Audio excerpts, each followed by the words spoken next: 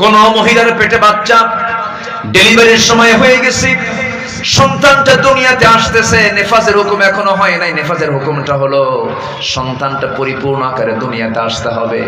সন্তানটার মাথা দুনিয়াতে এসেছে, বডিটা মার পেটের মধ্যে রয়ে গেছে, এমন সময় যদি মার যদি সেন্স ঠিক থেকে যায়, নেফাজের হুকুম আসে নাই, ওই সময় তাকে ইশারা করে নামাজটা পড়তে হবে। নামাজের কোনো মাফ নাই। মস্তিষ্ক বিকৃত না হওয়া পর্যন্ত নামাজ মাফ হবে না। এত গুরুত্বপূর্ণ একটা কাজ হলো নামাজ। রাসূল বললেন, কাফের চিনতে চাও নাকি আর মুমিন চিনতে চাও নাকি? কাফের যদি চিনতে চাও, কাফের নামাজ পড়ে না, আর মুমিন যদি চিনতে চাও, মুমিন নামাজ পড়ে। আল ফারকু বাইনাল মুমিন ওয়াল কাফির তারকুস সালাহ। এত বড় একটা অপরাধ হলো নামাজটাকে ছেড়ে দেওয়া। দুঃখে বুকটা ফেটে যায়। দেশ স্বাধীন হয়েছে ৭১, আজকে ২০২৪।